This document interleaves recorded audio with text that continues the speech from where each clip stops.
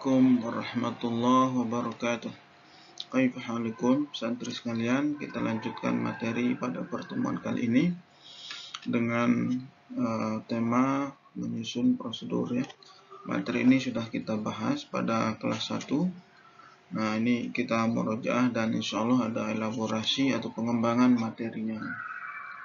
Tapi siapa yang masih ingat prosedur? Prosedur itu adalah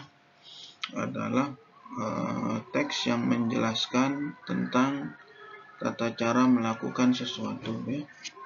Tata cara atau cara kerja melakukan sesuatu. Baik, lanjut ke slide berikutnya. Paling tidak ada 3 hal yang ingin kita bahas pada pertemuan kali ini. Yang pertama, mengonstruksi informasi dalam teks prosedur. Kemudian yang kedua, pernyataan umum suatu kegiatan.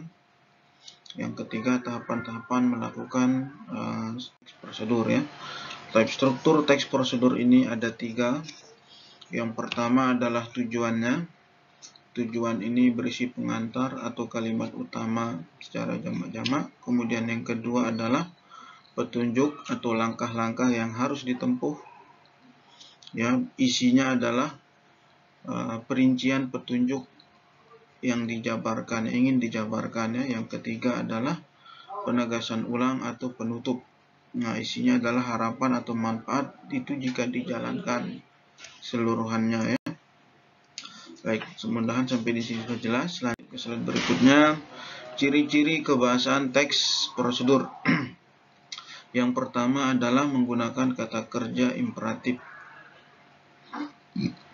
Kata kerja imperatif ini maksudnya adalah kata kerja perintah. Ya, kata kerja yang menggunakan kalimat perintah atau kalimat anjuran ya, kalimat ajakan juga bisa.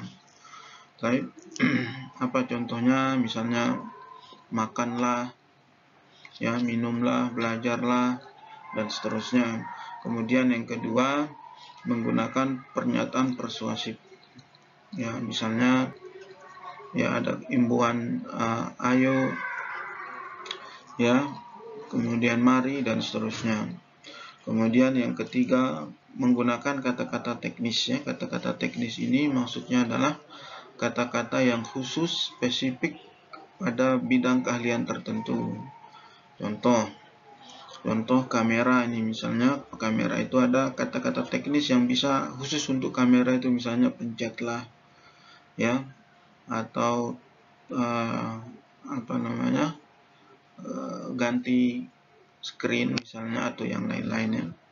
Kemudian yang keempat, konjungsi dan partikel penjumlahan. Menggunakan konjungsi dan partikel penjumlahan, misalnya menggunakan kata dan, lagi pula, dan seterusnya. Yang terakhir, mendeskripsikan alat. Nah, mendeskripsikan alat ini contohnya pensil misalnya, ini pegang. Nah, itu maksudnya peganglah dengan baik contohnya. Type selanjutnya, nah ini ada tugas yang ingin Ustadz berikan.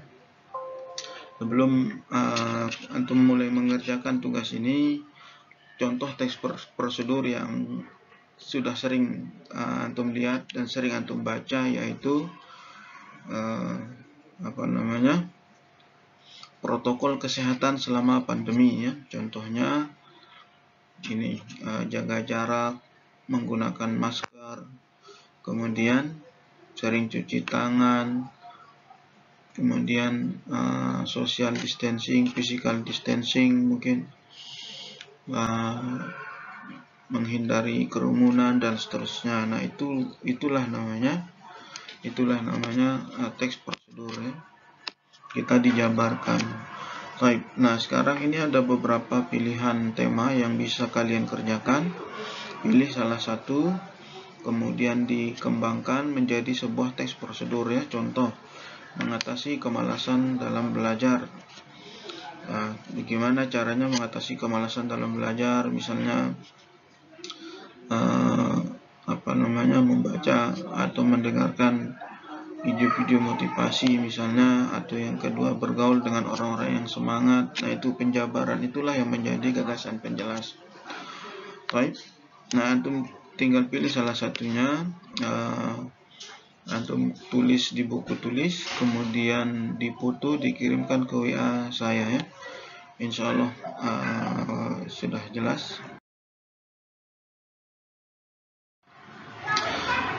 Ustadz cukupkan sampai di sini. Insya Allah ini kaidah penilaiannya. Antum bisa pelajari, antum bisa lihat ya. Insya Allah sudah cukup. Naktafi bihadzal qadar. Wassalamualaikum warahmatullahi wabarakatuh.